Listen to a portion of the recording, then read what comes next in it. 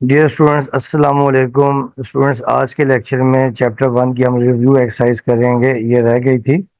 इसमें तकरीबन जो है 10 इंपॉर्टेंट एमसीक्यूज हैं जो एग्जाम में आते हैं। ठीक है, अब हम ये एमसीक्यूज डिस्कस करेंगे। अब देखिए, क्वेश्चन आपके पास ये है कि चूज द करेक्ट ऑप्शन, यानी आपने में से करेक्ट ऑप्शन को चूज करना है। ठीक है, अब देखिए एमसीक्यू नंबर आपके पास 1 है कि every real number is also a dash number. तो रियल नंबर आपको याद है कि इमेजिनरी नंबर के अलावा तमाम नंबर्स क्या होते हैं, रियल नंबर होते हैं। ठीक है, अब देखें जैसे फॉर एग्जांपल आपने एक रियल नंबर लिखा 4। तो देखिए 4 को हम लिख सकते हैं 4 plus zero iota, zero iota. और फिर देखिए आपको याद होगा कि देखिए जो कॉम्प्लेक्स नंबर होता था z is equal to A plus B iota. यानी इसमें क्या होता है कि इमेजिनरी पार्ट भी आता है और रियल पार्ट भी आता है। ठीक है, अब क्या हो सकता है, देखिए कि every real number is also a complex number, यानी हम हर रियल नंबर को कॉम्प्लेक्स नंबर लिख सकते हैं। तो इसका देखिए जो ऑप्शन है वो आपके पास आ जाएगा ऑप्शन नंबर सी। तो ये आपका ऑप्शन सी आ जाती, कॉम्प्लेक्स नंबर। अब देखिए हम आपके पास एमसीक्यू नंबर 2 है कि every complex number has dash part. तो आपको याद होगा कि किसी भी कॉम्प्लेक्स नंबर के देखिए क्या होता है, देखिए जब आप लिखते हैं z is equal to A plus B iota. ठीक है, अब यहाँ पर ए होता है, A is equal to real part, A is equal to real part. और जो बी है, बी इसे हम कहते हैं इमेजिनरी पार्ट,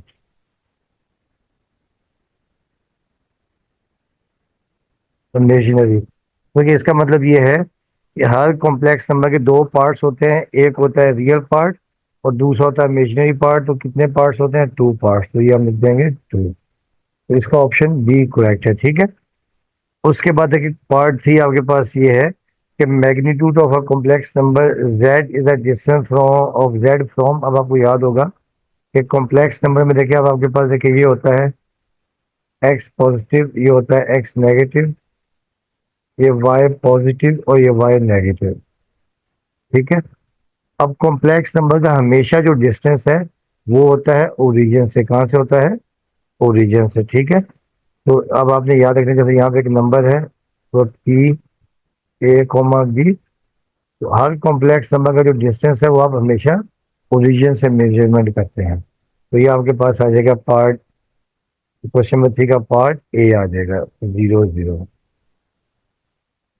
यानी ओरिजिन से हम मेजरमेंट करते हैं। ठीक है, उसके बाद एक इसका जो पार्ट 4 है, देखें if z is a complex number then it's mirror image. Mirror image का मतलब ये होता है रिफ्लेक्शन।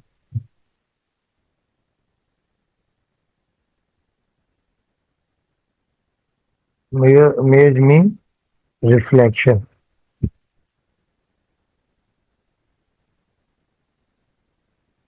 और ये आपने याद रखना, देखें कि अगर देखिए आपके पास एक नंबर फॉर एग्जांपल आपके पास ये है कि जैसे यहाँ पर 5 कॉमा 2 है। ठीक है, यानी 5 प्लस 2 का जो होता है, इसकी जो मिरर इमेज है वो कहाँ होगी, यहाँ पर होगी 5 - 2, यानी 5 - 2 अयोटा, यानी इसका हमेशा कंजुगेट होगा। तो मिरर इमेज जो है रिफ्लेक्शन हमेशा क्या होता है, इसका कॉन्जुगेट। ठीक है, तो आपने याद रखना कॉन्जुगेट, कंजुगेट ऑफ जेड। तो ये देखिए आपके पास क्या हो जाएगा, इसका जो आपके पास जो ऑप्शन 4 है वो आपके पास जेड बार हो जाएगा। ठीक है, कंजुगेट। अच्छा, उसके बाद देखिए अब आपके पास पार्ट 5 है कि in complex plane imaginary part is drawn along. जो इमेजिनरी पार्ट है देखिए, जो रियल पार्ट है वो हमेशा एक्स एक्सिस पे करते हैं और इमेजिनरी पार्ट हमेशा वाई एक्सिस पे करते हैं। ठीक है, अब देखिए जैसे आपके पास ये है ना, ये एक्स, ये एक्स नेगेटिव, ये वाई पॉजिटिव, ये वाई नेगेटिव। अब आपने याद रखना है जो एक्स आपके पास जो है, जो एक्स एक्सिस पे हमेशा रियल पार्ट और वाई एक्सिस पे हमेशा और मेशिनरी।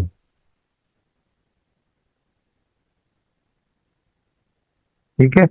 अब देखिए इसका जो ऑप्शन हो जाएगा वो आपके पास हो जाएगा option in complex plane imaginary pi drawn along y axis. तो ये होगा। ठीक है।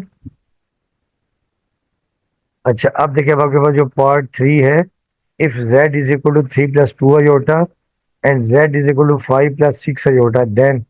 अब देखिए जो z1 है, z1 को देखिए हम लिख सकते हैं, देखें जो z1 है इसे हम लिख सकते हैं 3, 2 और फिर देखिए जो z2 है इसे हम लिख सकते हैं 5, 6। अब देखिए जब हम इसको प्लॉट करेंगे, देखें देखिए z1 देखिए जब हम प्लॉट करेंगे, ये x पॉजिटिव, ये x नेगेटिव, ये y पॉजिटिव, ये y नेगेटिव। अब देखिए अब आपके पास देखिए जो z1 है 3, 2 देखिए ये 0, ये 1, 2, 3 और ये 1, 2। तो ये पॉइंट यहाँ पर आ जाएगा z1, 2, 3। और फिर देखिए जो z2 है, z2 आप देखिए आपके पास 5, 6 है। तो देखिए ये 3, ये 4, 5 और फिर देखिए ये अपना 2, अपना 1, 2, 3, 4, 5, 1, 2, 3, 4, 5, 6। देखिए z2 देखिए यहाँ पर आ जाएगा 5, 6। तो आप देख रहे हैं कि जो Z2 है, Z2 का देखिए जो डिस्टेंस ओरिजिन से ज्यादा है। ठीक है, देखिए ना, ये आपके पास देखिए Z1 है और फिर देखिए ये आपके पास Z2 है। तो Z2 जो है वो Z1 से बड़ा है, इसका ये जो डिस्टेंस ओरिजिन से ज्यादा है। अब आप लिख सकते हैं इसमें, देखें जो Z1 है वो Z1 लेस देन Z2 है। Z1 का डिस्टेंस Z2 से क्या है, कम है। तो ये आपके पास आ जाएगा Z1 लेस देन Z2। ठीक है। अब आज जो नेक्स्ट पार्ट आपका है, नेक्स्ट पार्ट आपके पास diagram represent a complex number is called. देखिए जो कॉम्प्लेक्स नंबर को जो डायग्राम बनाती है उसको हमेशा हम कहते हैं आर्गन डायग्राम। आर्गन जो है बेसिकली एक मैथमेटिशियन था, तो मैथमेटिशियन आर्गन ने अपने नाम पे उसको रख दिया आर्गन डायग्राम। तो इसका पार्ट हो जाएगा सी। अच्छा फिर देखिए आपका part a type z is equal 3 + 4 iota then z inverse is. ठीक है। तो अब देखिए जो z आपके पास देखिए ये है, देखिए z आपके पास है 3 + 4 iota, z is equal to 3 + 4 iota. ठीक है। अब देखिए z इनवर्स या z की पावर -1। ठीक है। जब आप z इनवर्स निकालेंगे तो ये 1/z और ये 1/3 + 4 अयोटा। और फिर देखिए जब आप इसका कंजुगेट ले लेंगे तो ये -4 अयोटा ओवर 3 - 4 अयोटा। तो ये ऊपर आपके पास आ जाएगा 3 - 4 अयोटा और अपॉन में formula a + b a - b। 3 का स्क्वायर 9 और ये 16, 4 का स्क्वायर 16 और अयोटा स्क्वायर हो जाएगा -1। तो ये आपके पास आ जाएगा 3 - 4 अयोटा ओवर ये माइनस माइनस प्लस 16 + 9 = 25। तो इसे हम लिख देंगे 3/25 और -4/25 तो नेक्स्ट टाइम में आपसे 3/25 -4/25 लिख सकते हैं। ठीक है। तो ये आपके पास आ जाएगा जेड इनवर्स। तो देखिए अब यहाँ पर जो आपके पास जो आ रहा है जो है, देखें 3/25 -4/25। तो 3/25 ओवर -4/25। देखिए ये ऑप्शन आपके पास ऑप्शन डी।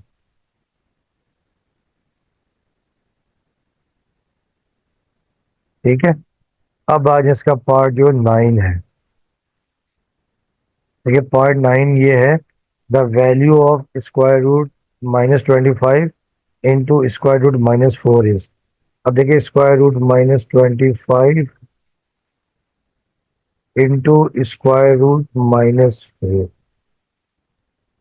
तो देखिए स्टूडेंट्स आपको याद होगा कि देखिए अगर स्क्वायर रूट में -1 हो तो ये होता है अयोटा, अब हम लोग क्या करेंगे देखें। अब देखें ये आपके पास आ गई वैल्यू, स्क्वायर रूट में -1 तो 1 है तो ये आ जाएगा अयोटा, और 25 का स्क्वायर रूट 5 तो ये आ जाएगा 5 अयोटा। और देखिए ये आपके पास आ जाएगा 4 का स्क्वायर रूट 2, और स्क्वायर रूट में -1 तो आ जाएगा अयोटा, तो आएगा 2 अयोटा। तो 5 टू द 10 अयोटा स्क्वायर। और आपको याद है कि अयोटा स्क्वायर बराबर होता है -1, तो ये आ जाएगा आपके पास -1, ये -10। अब देखिए इसका जो आंसर है ये आपके पास ऑप्शन बी है, जो ऑप्शन बी -10 आपके पास आ गया। ठीक है, अब देखिए इसका जो लास्ट पार्ट है, देखिए जो पार्ट 10 आपके पास ये है, आपको ये बताना है 1 plus iota over 1 minus iota की power whole power n is equal to 1, then least positive value of N is. हमें ये बताना है कि इसमें एन की क्या वैल्यू हो, आपके पास लीस्ट पॉजिटिव वैल्यू, यानी वैल्यू पॉजिटिव भी हो छोटी भी हो। अब देखिए अब आपके पास ये है 1 plus iota over 1 minus iota whole power n। इसलिए कि हम लोग क्या करेंगे, पहले इसको सिंपलेस्ट फॉर्म में लेके आते हैं, 1 plus iota over 1 minus aorta. और फिर देखिए आपने कंजुगेट ले लिया 1 minus plus iota over 1 plus aorta की होल पावर n। हमने ब्रैकेट में काम किया, ठीक है। अच्छा अब देखिए ऊपर तो देखिए बन जाएगा 1 प्लस अयोटा का होल स्क्वायर, और अपॉन में आ जाएगा ए स्क्वायर माइनस बी स्क्वायर, ये होल पावर n। अच्छा अब देखें ये ऊपर फार्मूला खोल दें, ए स्क्वायर प्लस बी स्क्वायर और प्लस 2ab 2 अयोटा आ जाएगा, अपॉन में 1 का स्क्वायर 1 और अयोटा स्क्वायर -1, ये होल पावर n। अब देखिए आपके पास आ जाएगा 1 प्लस अयोटा स्क्वायर होता है -1, ये प्लस 2 अयोटा ओवर ये 1 और ये -1 ये होल पावर n। अब देखिए आपके पास आ जाएगा, ये आ गया 1 प्लस -1, ये प्लस 2 अयोटा ओवर 1 प्लस 1 आपके पास आ जाएगा 2 और होल पावर n। अच्छा आप देखें ये +1 -1 कैंसिल, अब ये आपके पास आ गया 2 अयोटा ओवर 2 और होल पावर n। अब देखिए 2 से 2 भी हम कैंसिल कर देंगे, तो देखिए ये आपके पास आ गया है अयोटा की पावर n। अच्छा अब देखिए, अब हम इस n की जगह पर क्या रखें कि देखिए आपके पास लीस्ट पॉजिटिव आ जाएगा। देखिए 1 रखेंगे तो अयोटा आएगा, 2 रखेंगे तो अयोटा स्क्वायर आ जाएगा -1, अगर 3 रखेंगे तो देखिए iota square into iota minus iota आएगा। अगर देखिए मैं पुट कर दूं n is equal to 4, n is equal to 4 put कर दें, देखिए आपके पास आ जाएगा अयोटा की पावर 4, फिर आप इसे लिख देंगे अयोटा स्क्वायर का होल स्क्वायर। अच्छा अब आपको याद है कि we know that iota square क्या होता है -1, ठीक है। तो अब देखिए ये आपके पास आ जाएगा -1 की पावर 2, और पावर इवन हो तो नेगेटिव प्लस हो जाता है, तो -1 की पावर 2 आ जाएगा +1।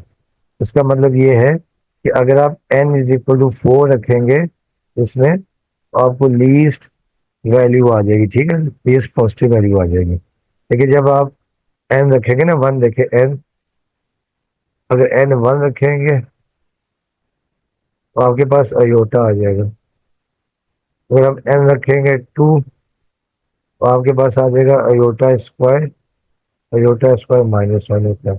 अगर आप n रखेंगे 3, देखिए अयोटा की power 3 iota into iota square, तो ये आ जाएगा अयोटा और ये -1, ये माइनस अयोटा आ जाएगा।